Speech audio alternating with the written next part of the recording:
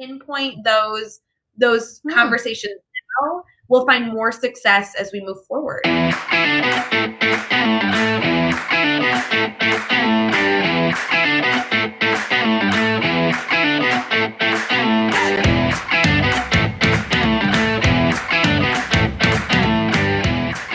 I'm so excited to get to jump on this week because I know Jeff hosted on Monday. Chad was in here on Tuesday. I get Wednesday, and I have an amazing guest with me. Would you mind introducing yourself and telling us a little about what you do in education? Sure. Well, my name is Victoria Wolders, and I am from Langley, British Columbia, Canada. I was born and raised in Vancouver. So proud of being Canadian, and I am a teacher, a grade 4 teacher, and I also run a website called mykidslocker.com. And I am a podcaster, so I have some really cool podcasts that are going on right now. I have been running the Empathy podcast. What was that? You have a number of different podcasts. Yeah, it's been kind of one of my passions over the last year and a half, which is super cool. So I have the Empathy Tales podcast, which has been running for about a year. I am a mom. I have a 13-year-old and an 11-year-old, and I tell stories to them at their bedside. And so I created this magical world called the Oak and Eagle Kingdom. And these are stories all based on virtues, on compassion and kindness and love.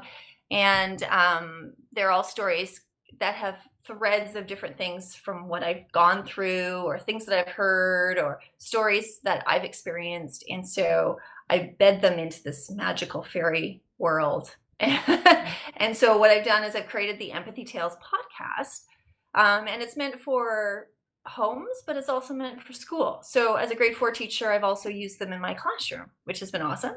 So yeah, so that's what I've been doing for about a year now. And then in January, I was with a team of people who launched the Teachers of BC podcast, which is through our local union, the Langley Teachers Association. And so that's been awesome because we've been highlighting teachers from our area and throughout BC. And that's once a week, and that's through kind of our BC Teachers Federation. And then I also have just recently launched a new one, which is meant for what's going on right now, which is the COVID-19 pandemic. And that is called the COVID-19 Ed podcast. And it's a podcast that has episodes Monday all the way to Saturday, and it's meant to serve those kids that are at home and learning. So it's a really cool adventure, kind of doing some digital trailblazing, but they are lessons and activities that are meant for kids. And I have a team of people that are working with me to do some episodes, and yeah, they'll run all the way till July 1st. So. Nice. Well, I cannot wait to dive into all of these pieces because in our daily drop-in, we're not only here to answer questions from people who are a part of our network, but also just like sharing all these resources that are accessible for people who are kind of like trying to power through, solving educational problems while we're in this crisis. So I appreciate you sharing a little bit now. I know we're just getting people to pop in. We're actually streaming on Twitter right now, so my hope is that they can hear of us. So I want to make sure that we're trying to not only stream in our private group where you can participate live every single morning, Monday, Tuesday, Wednesday, Thursday, Friday, but also just as a bonus this morning, streaming on Twitter, just to engage with our network a little bit more. And then these daily drop-ins turn into bonus podcast episodes. They go up on YouTube. We share them on all social media platforms. So anybody listening right now, whether it be during our recording or after, can kind of catch all these tidbits and hopefully go subscribe and follow all the work that you're doing, especially in the podcast space as well. So as we slowly get into ideas, I do want to encourage those that are listening in our private Facebook group live right now to be posting some comments. I see that Alex is in here saying good morning. We have Kimberly in here. Good morning.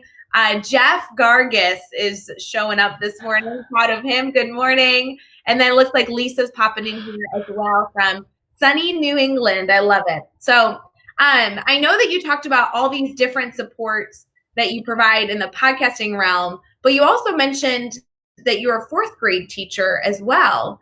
So would you mind kind of giving me some insight? Where are you at in your current role in education? Are you still in the classroom? Have you guys moved to distance learning? Where are you at in that capacity? Well, in the province of BC, we have Mm-hmm. 68 locals, we have 68 districts. And so I think like 67 out of the 68 are on spring break right now. Uh, so we're all on our second week of spring break.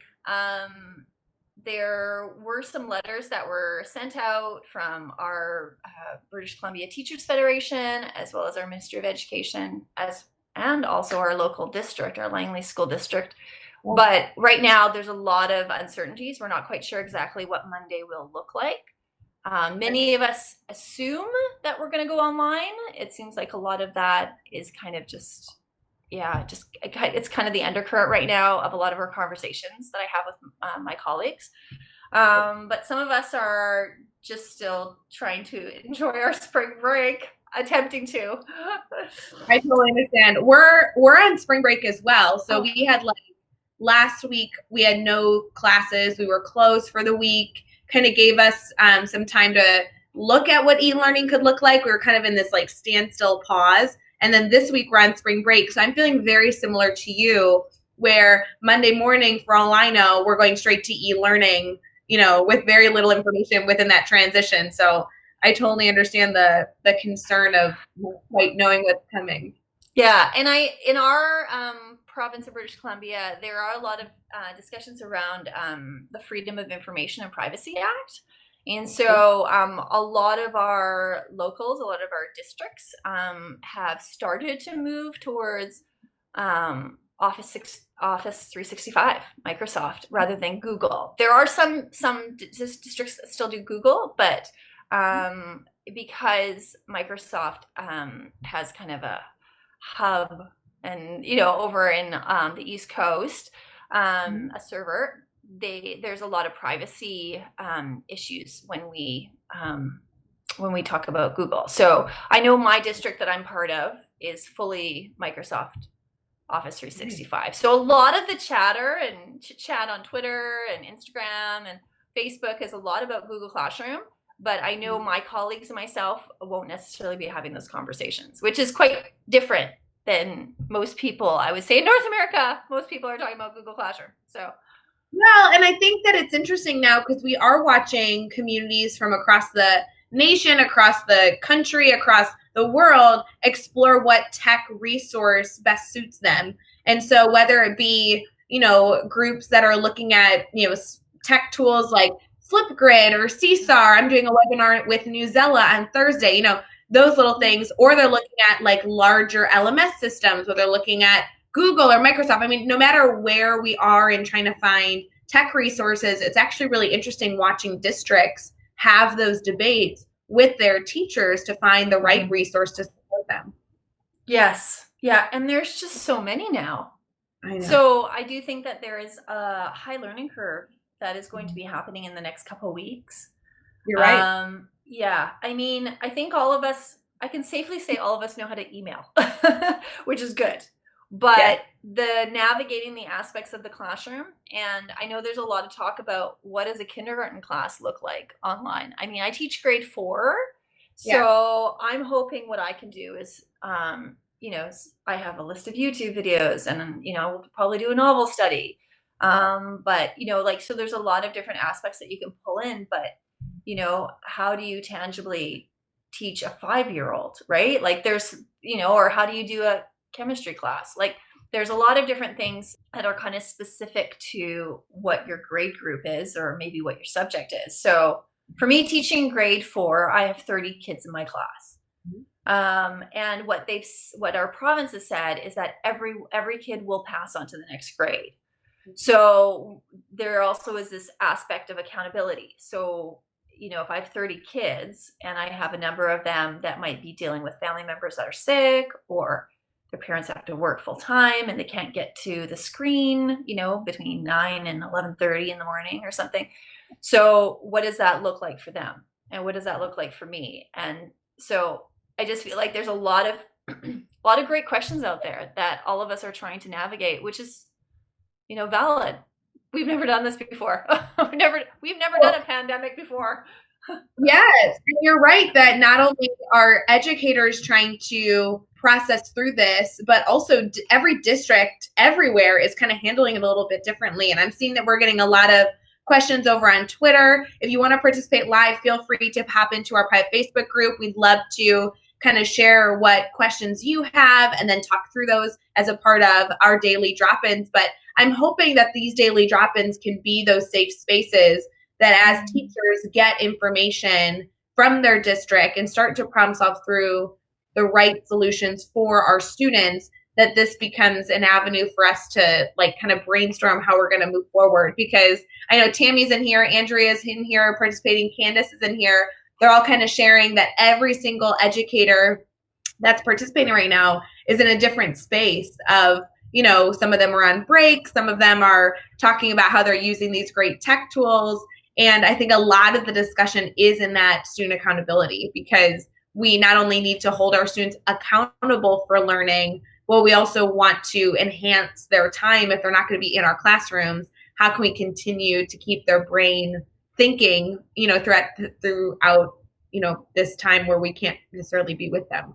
Yes. Yeah. It's an interesting time. And I think, one thing I've seen a lot on, on our digital platforms is the fact that people are coming together.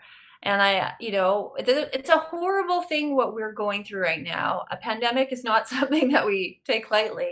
There's a lot of suffering and a lot of issues that are coming up.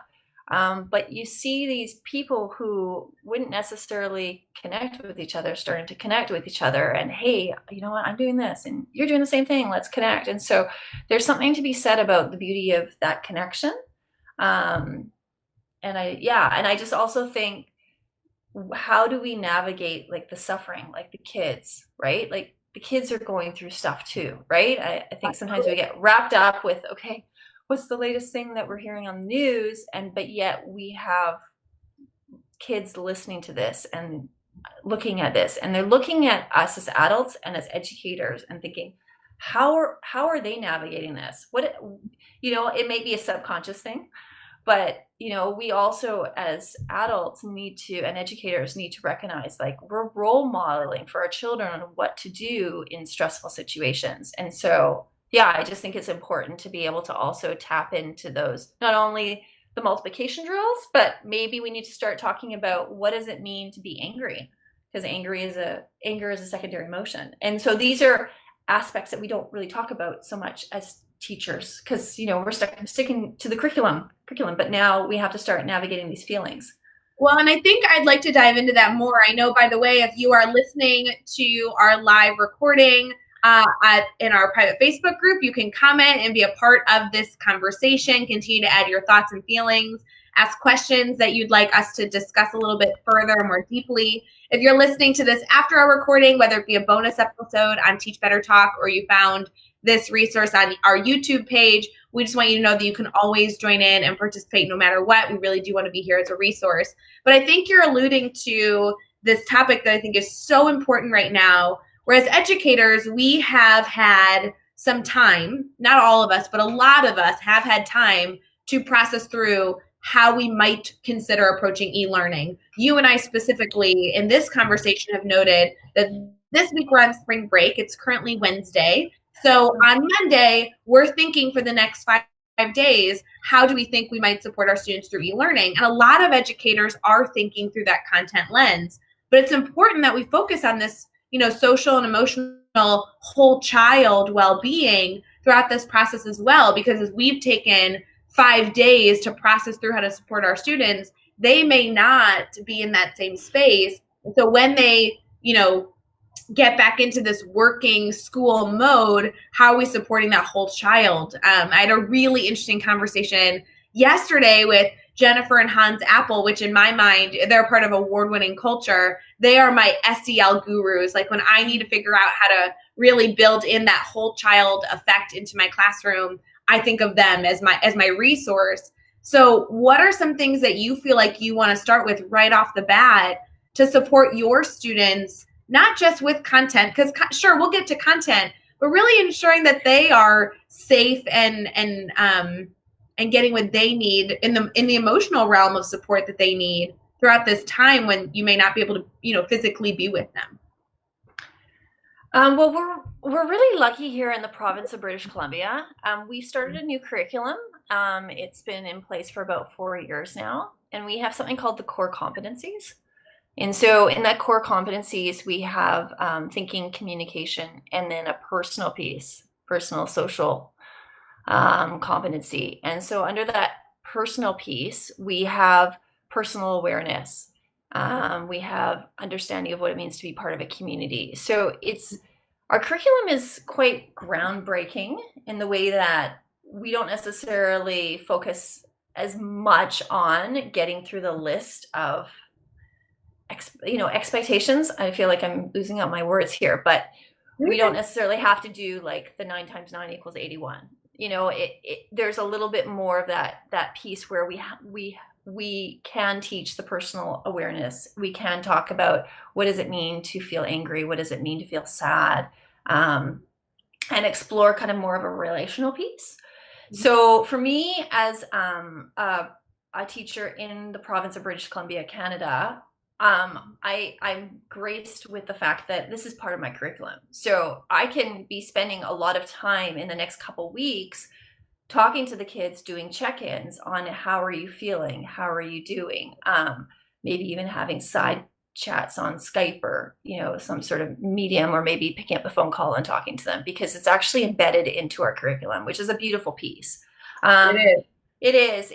We're so lucky to have that. And I know that some of us are, some teachers in different places of the world have to we got to get through that 9 times 9 equals 81 for grade 4. But, in the end for us, if we want to kind of navigate our curriculum with the embedded piece on how do you feel, let's talk about it, then we do have the graces to do that. And in an elementary school setting, which I am at, I'm in a kindergarten to grade 7 school, I can do that. So pulling in a lot of YouTube videos and being able to get some books, I might, read the book Wonder, or kind of do some books that do talk about the SEL part, the social emotional learning.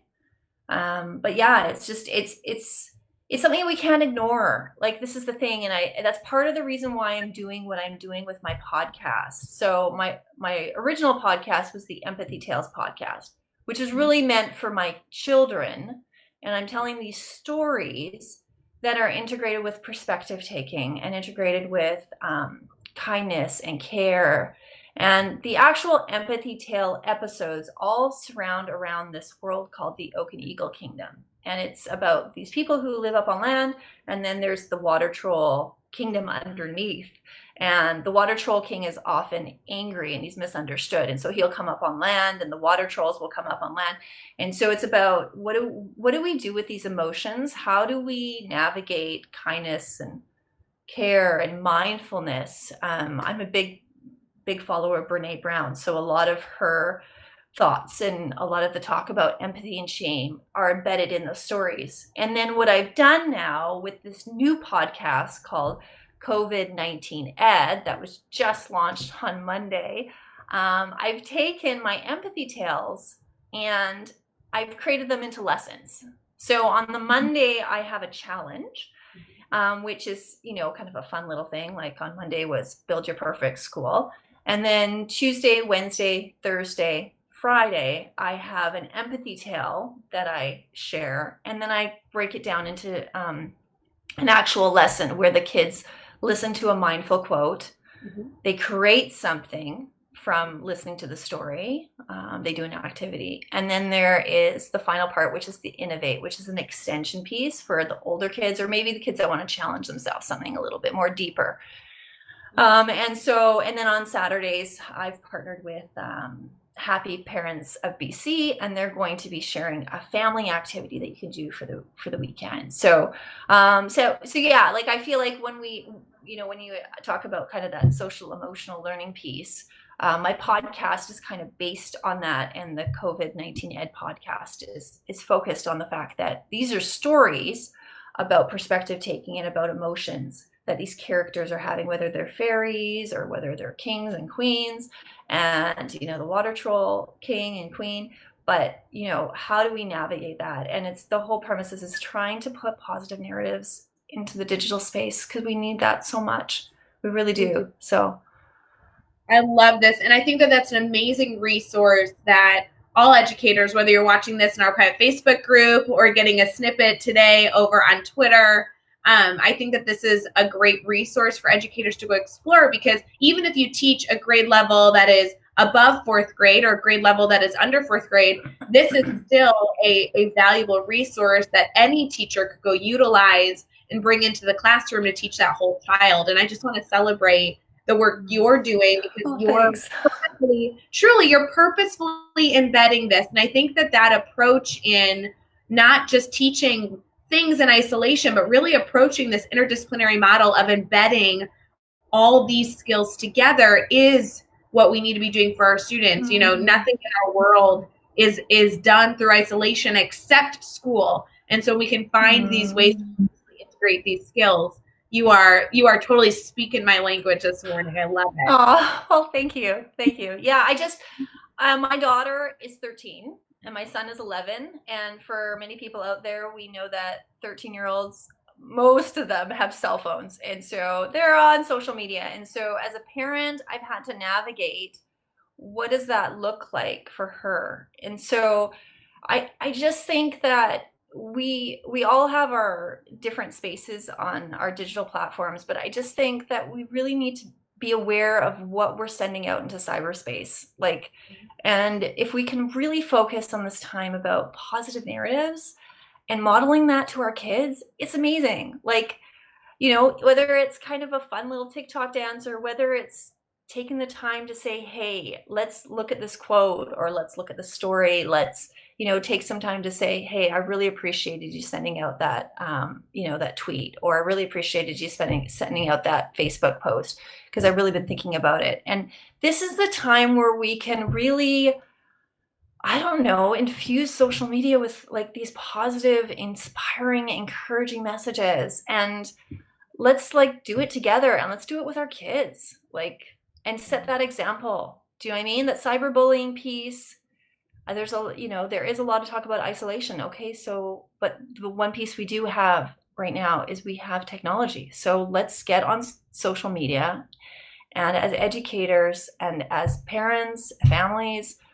let's start infusing social media with just positive, uplifting, and amazing things that, other people can see and be uplifted with.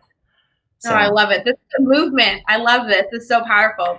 Well, we are going to quickly pause our conversation and say goodbye to Twitter. We've been streaming on Twitter for the first 20 minutes of our daily drop-in, just to give our network a snippet of the work going on with our daily drop-in that happens every single morning, Monday, Tuesday, Wednesday, Thursday, Friday at 7 a.m. Central, 8 a.m. Eastern. So Twitter, really appreciate you. If you want to participate live and pop in, we'd love for you to join our private Facebook group, which you can join at teachbettergroup.com. You just request to join. It's full of educators that are talking shop. And this daily drop-in is just one of the many things that our team has continued to try and do to try to bring these ideas to life and talk about the ever-changing element of COVID-19. I'm seeing a lot of thank you messages. So thank you. I'm going to pause this over here. We also have gotten a lot of comments that I think we could probably get to. Should we move over there and then maybe come back to this topic if people keep asking questions? Awesome. So one that I know happened a while ago, but I had my cursor on it because I did want to address it. There was some really good discussion in the comments so far in our live video focused on a simple tech tool called Seesaw. Do you use that app at all? So in our current district, we have a few teachers. And when I mean few, I really mean a few. Our basic e-portfolio is my blueprint. That's the one that we're working on right now, and that's the one that we're pushing. And yeah, it's all to do with the Freedom of Information and Privacy Act in Canada and in our province of British Columbia. So I do know of one teacher who was using it. Actually, sorry, I knew two teachers, but I also know of some private schools that are using them, and I know that there's a district, a sister district, sister district next to us, Abbotsford School District, that is using it. So I am familiar with it. Do you have, and I think it doesn't much matter whether you're using Seesaw or another, another tech tool, this idea of having a digital portfolio. Would you talk about that a little bit, how maybe an educator might use a digital portfolio in their classroom, and then depending on what tech tool they use, they're more or less all different as long as you have this idea of what you're trying to accomplish when you implement some sort of portfolio in a classroom setting? Yeah, so this is a great question because I'm from the province of British Columbia, Canada. We have started something called a capstone project, which is for grade 12 students. And so what it is they are supposed to demonstrate their learning journey on what they have, what they've learned over the last 13 years from kindergarten to grade 12. And so we've just started to really have that and having the kids showcase their understanding. And so when we talk about e-portfolios, this is a huge component, because what's happening is now even kindergarten teachers are being asked, hey, start an e-portfolio, start my blueprint. That's the product that we're using. Right. Or for you guys, start Seesaw. And so over the next, 12, 13 years, that kindergarten kid that's is sitting in the kindergarten class this year, or 13 years from now, we'll be doing capstone and we'll have this portfolio. Now, the online portfolio is a really great place to showcase kids' innovative skills, and it's very much of an individualistic kind of way of being able to describe, hey, I'm really good at this, right? Like if the kid plays the trumpet really well, there you go, he's going to play the trumpet, or if a kid is amazing at, carpentry, like maybe he'll, carve something, right? So the e-portfolio, whatever platform you're using, is an amazing opportunity to be able to connect kids' strengths, right? Because that's really what we want to do, is we're trying to really tap into those strengths that kids have and say, hey, you can use this in the future for a profession, or you can use it just for enjoyment, right? And so it's a really beautiful piece. I love the e-portfolio idea. And I really love this idea of not only highlighting students' strengths, it's a great just documentation tool of where they are in their life right now. And that it's a lot of ways similar to a long-term diary. This is just a space where students are collecting memories, collecting learning opportunities, collecting messages to themselves. And I like this idea of using them in the future for a further project. I know a lot of my students in my own classroom use their portfolio every single day to document what they did today, how well they understood it, and their plan for the following work day. And so we actually revisit ours every single day to say, where were we yesterday? Where was our mental space yesterday? How did our work session go yesterday? And we use it as a reflection tool to help us be more successful the following learning opportunity that we have, which is sometimes, later that day or even just the next day in class. And so I love seeing educators around the country explore having student portfolios, because I think it's a safe space to document that student's progress. Do you agree with that? Oh yeah, it's fantastic. And I think now with the fact that we have a generation now that is very, needs to be comfortable with technology, right? It's about them taking a video of themselves and then uploading it to an e-portfolio, right? An audio clip. Maybe they're starting a podcast, right? Like there's so many great things that we can do with these e-portfolios and have other platforms and softwares and apps embedded into that. And you're right. Like, it's very cool to be able to, say to the kids, hey, do a reflection on what we've just learned, right? Like, it's a journey, right? It's that learning journey. And I think it's so valuable. It's just awesome. Yeah, and Tammy actually brought up a really great comment. I do want to go back to Brittany's comment in just a second. But for, all of our educators that are participating live, we love that you're sending these comments. Please feel free to do that. You can add your name at the end so that we know who posted it, which a lot of you are doing. So we can tell there's professionals in here who pop into our daily drop-in all the time.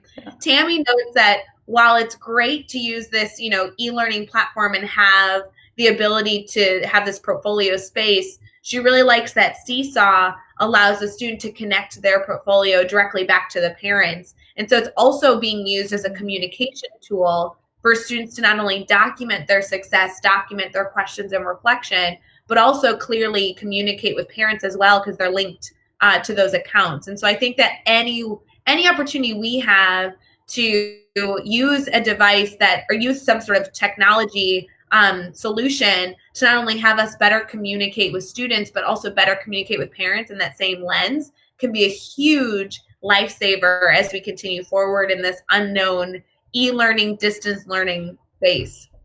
Well, and I think another piece is the fact that, I have two kids, and like I said, a 13-year-old and an 11-year-old, and they'll come home from school and be like, so what did you guys do today? Nothing. And you're like, you were just in school. What did you do? Yeah. And so I think the e-portfolio piece is an amazing conversational tool, right? Like, hopping on to whatever platform, whether it's Fresh Grade or whether it's Seesaw or My Blueprint or whatever, and checking in, hey, you guys just did an experiment. You did catapults today. Like, tell me about that. Like, the piece where we're sitting at the table for dinner, and it just brings more life, it brings more conversation, it brings more connection. And it's just an intentional piece, and I think it's awesome. It's the way we need to go, and I think it's not going away. Absolutely. And Randy adds a comment here about a struggle she's having where she's tried to use Seesaw in her daily reflection with students, but it's week 2 where she's like kind of experiences learning from home, and she says that I can't get kids to use it from home. So I have a few ideas for Randy, but do you have any suggestions? If Randy's trying to implement essentially this idea of a new tech tool, but she's struggling to have students utilize it, do you have any suggestions for her kind of moving forward to maybe kind of fix that experience? Well, I think this is one thing that is the hard part about a situation. Like, because we're in a pandemic, we're, doing this distance learning or this remote learning, and we have kids that don't necessarily have the tech tools. They don't necessarily have the parents that have those tech skills. And so we're going to have difficulty with that. And I don't know, it's part about that. Like, I feel like I wish I could wave my magic wand and say, let's fix this. But this is the piece that's so hard. I don't know if I don't know if I have an answer for that, because I wish I did, but at the end of the day, you don't know if, the kid that you're teaching, I don't know, Sarah, her grandmother just passed away of COVID-19. Like, we don't know where the parents are at with their capacity. And so do you want to go down that road? Like, that's, I know this is kind of a tricky conversation here, because I know education and doing e-portfolios is important, but do you want to reach out to them and say, hey, you might be able to say, hey, there's some YouTube videos, here's some resources, take a peek. This is, we're going to try to give you the tools in the toolbox to be able to allow your child to put stuff on the e-portfolio. And I think you can do that as a teacher. My question is I wonder how much of that do we need to do? Like, do we need to email Sarah's parents 3, 4, 5, 6, 7 times and say, hey, haven't noticed Sarah's online, hasn't, it's a very hard thing to do. The accountability piece is just, it's bizarre. Like, how do you navigate that as a teacher? I don't know. And I don't even know as a parent, that must be, it's a very challenging situation. So, but I think you touched on something really important. One is that we don't know the situations that our students are in, and every single household is looking different. in addition to every district looking different with e-learning. So I think, Randy, the first thing I would challenge you to do is trying to identify maybe what's stopping students at home from utilizing this tool. And then the other thing is to think about if it's not their environment that's stopping that tool, do we need to do more work to talk about why the tool is valuable? Going back to having the students fully understand why this integration of the tool is so vital to their success. Because if we can further emphasize that, we need to use Seesaw, but not just because I said so, but really give our students the understanding of why, as an educator, are you requiring this tool? What value does this bring to the child? The more conversations we can have around that why, the more buy-in you're going to get from the student, ensuring that they do it. So, yes. Are you taking attendance by them documenting their success in Seesaw? Are you utilizing this in some way that gives the student the perspective of, oh, that makes sense. That's why I really want to make sure I get this done when I'm working on that content area. And so if you can partner with the student to have that understanding, I think you're gonna get more success with honey rather than vinegar, right? Yes. Oh, totally. And I wonder, like, you've touched on something really interesting, because I think it has to be meaningful. Like in this day and age, like right now and where we're at, I think people are looking for meaning. Like, so, I wonder if, and I'm just curious about it, like, I wonder if as teachers, we could start maybe embedding, okay, we're going to do the next 10 days of gratitude. Like, take a picture of something you're grateful for. Oh, I was really grateful for that muffin that my mom baked me. Take a picture of it, upload it, right? Yeah. So it ends up turning into kind of almost like, a gratitude, and it adds that virtue piece. And I wonder if we could transform this pandemic that we're in into like a meaningful journey for the kids, a meaningful educational journey, so that 10 years from now they look back and go, hey, I remember doing that online learning, I remember doing the e-portfolios, and I remember doing that gratitude journal, and I remembered that muffin. Do you know what I mean? I think there's this piece of where kids and human beings themselves are trying to search for deeper meaning during this time of struggle and suffering. And I wonder if we can tap into those kind of aspects of gratitude and empathy. And I don't know what that looks like. Like, I'm trying to trailblaze myself as a mother as well as a grade 4 teacher. But I just wonder if we can just change the compass. Do you know what I mean? From just the generic rote learning to, hey, let's embed some life skills here on when we're suffering, we're going to lean into gratitude. When someone's angry, we're going to not necessarily look at that emotion. We're going to look at kind of like that they're sad, they're grieving. It's a secondary emotion, right? So I just feel like we can do some life skills here and embed that in there. And I wonder if that can be more meaningful for the portfolio piece. Does that make sense? I don't know. Absolutely. And I think Randy, she had another comment here saying, and I love Randy. I've met her before, and she does amazing work with her students. And I want to push back on her comment a little bit. She says it's not new for my students, or she says my kids. And what she's alluding to, I believe, and Randy, please comment if I'm wrong, is she's like, we've been using this tool all year long. I don't know why they're not using it right now at home. And my pushback, just slightly to consider, is yes, you've been using this tool, but have we taken the time that we need to teach our students the procedures that are now different because they're in an e-learning setting?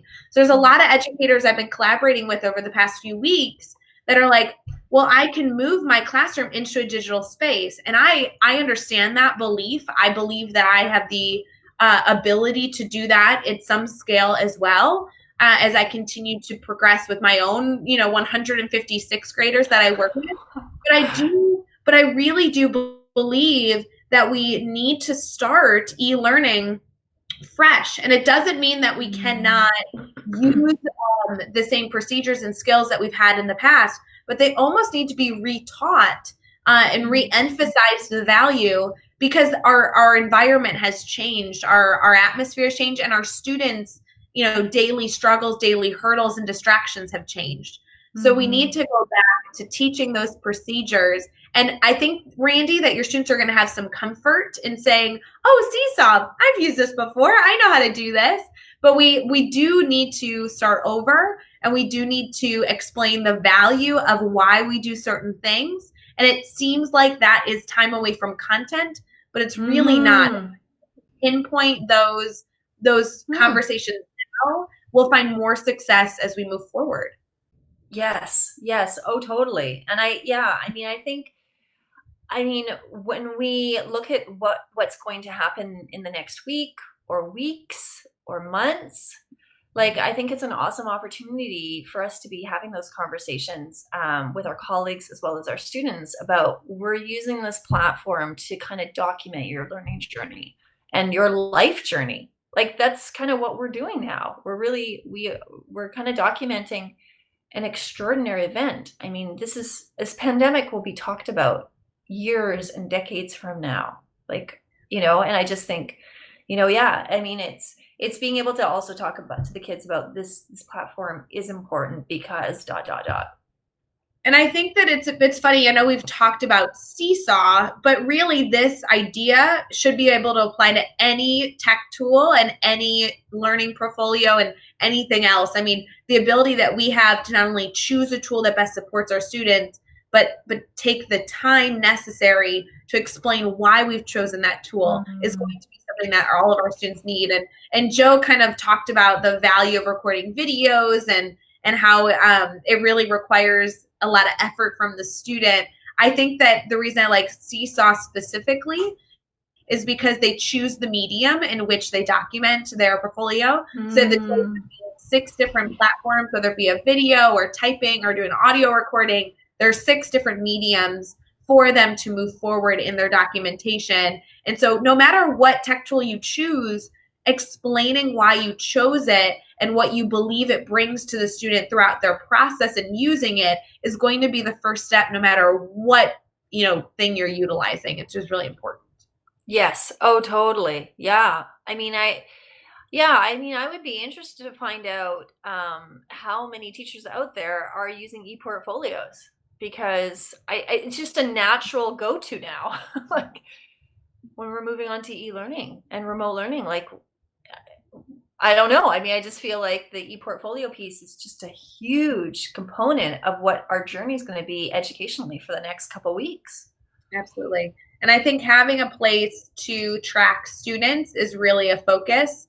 And so whether using, an virtual portfolio to track your students' progress or using something else, just continuing to stay up to speed on not only our students' learning, but also their social emotional state and other elements that they need is really important.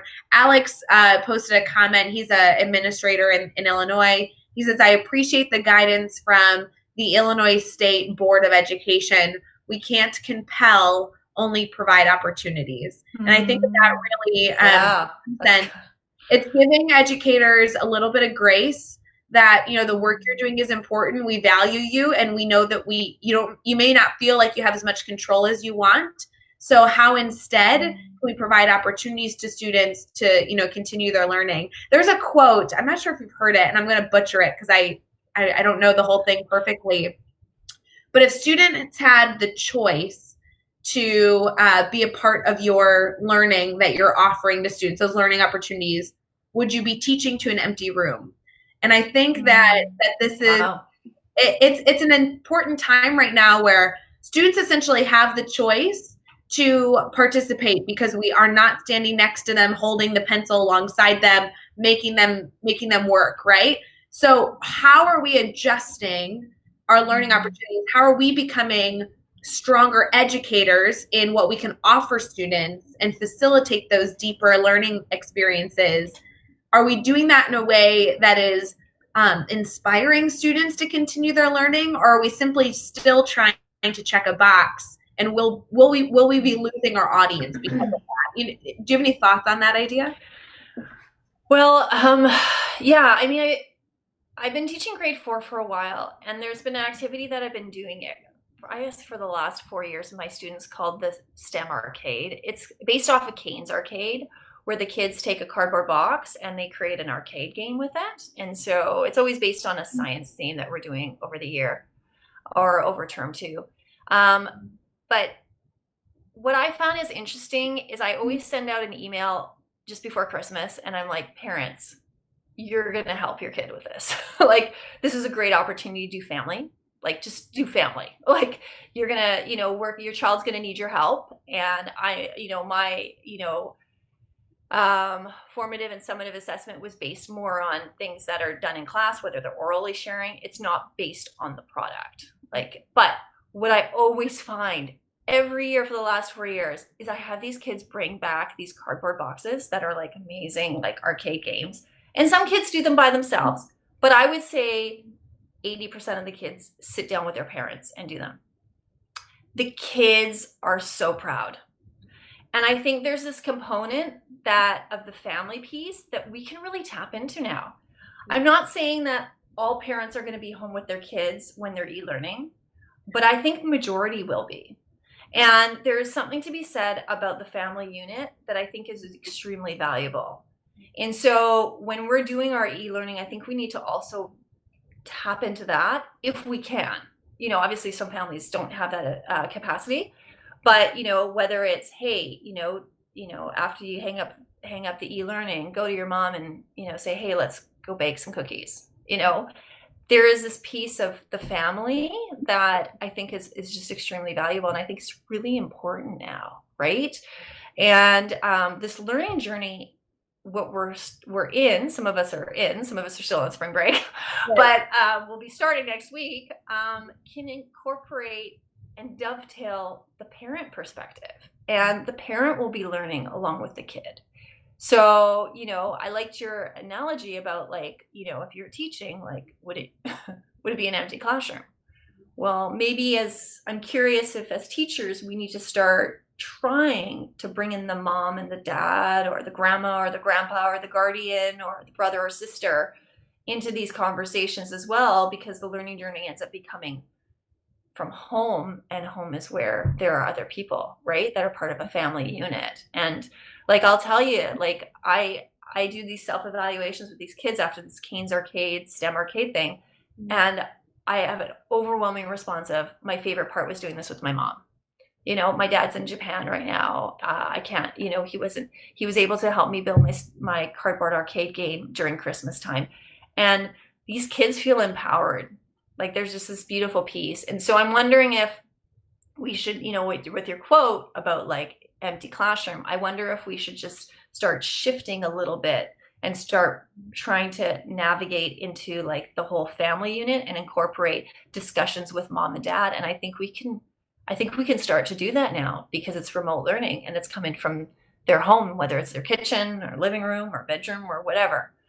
So yeah. And then with that, I think as teachers, we would have full classrooms, because we have kids that are intentionally engaged because mom and dad or grandma and grandpa or whoever is involved with their learning as well. I love that, intentionally engaged. I think that the more we can build stakeholders and cheerleaders for students, yes, coaches can be on the sidelines, which is so important. Victoria, we have talked about so many amazing things. I do want to make sure before we kind of wrap up this amazing conversation, I'm so thankful you are willing to join us. Would you mind kind of sharing, how can our listeners, whether they be participating live right now in our private Facebook group or after this recording when it goes on YouTube and becomes a bonus episode for Teach Better Talk, how can they stay connected to you so we can make sure to include that everywhere in our show notes? Well, my website, mykidslocker.com, is a great place to start. You can go to that website and you can tap on the menu, or if you're on a desktop, you can go to the subscribe button. And you can put your email address in there and you will get updates on all my podcast episodes.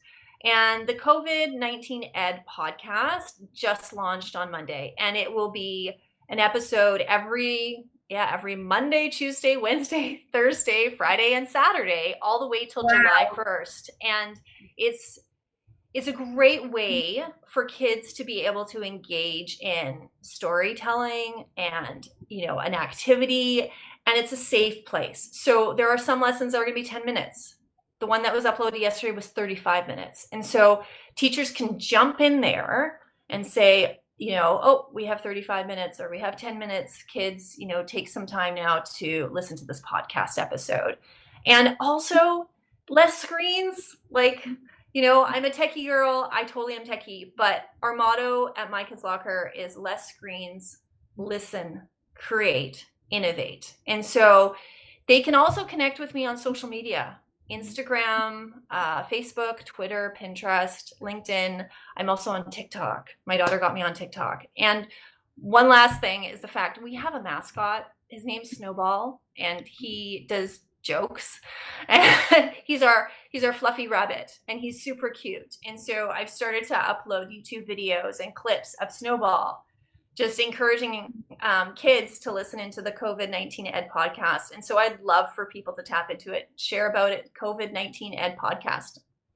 I love it. That is amazing. I want to make sure all of our listeners, whether it be on Teach Better Talk YouTube or live in our private Facebook group, are able to stay connected with you, because I just think you're continuously supporting educators in a similar way that our team is, by just trying to share really valuable content for us to better reach our learners. So I love everything you're doing. If you are listening right now and you're new to the Teach Better team, thank you for participating in this hour-long conversation that we've had for our daily drop-in. Our daily drop-in happens Monday, Tuesday, Wednesday, Thursday, and Friday at 7 a.m. Central, 8 a.m. Eastern. And it is only one of the ways that our team is continuously supporting educators. So whether you're looking for blogs, free downloads, online courses, we have Mastery Chat every single week. There seems to be so many different things that we are pushing out every single day to try and support this effort of educators trying to reach out to their students and provide them with as much support. And we want to be a partner along your journey. So you can go check out a lot of those details. You can get access to everything at teachbetter.com or teachbetteracademy.com. Victoria, thank you so much for being a part of our conversation. Oh, thank you. This has been amazing. It's just empowered me for the day. And I just appreciate you taking the time to, chat with me and listen to me. And you're doing good work. You guys are doing good work, and you guys are doing meaningful work. And I want you to know that, you guys are empowering educators, and those educators are empowering kids and families. So keep up the good work. Thank you so much for doing what you're doing in this time and season. And I hope someday you'll consider coming back and joining our daily drop-in. Yes, that would be lovely. But we appreciate you having you here. So sometime in the future, we'll try and have you back. That would be great. Thank you so much. Thank you, everyone, and we hope you have a wonderful rest of your morning.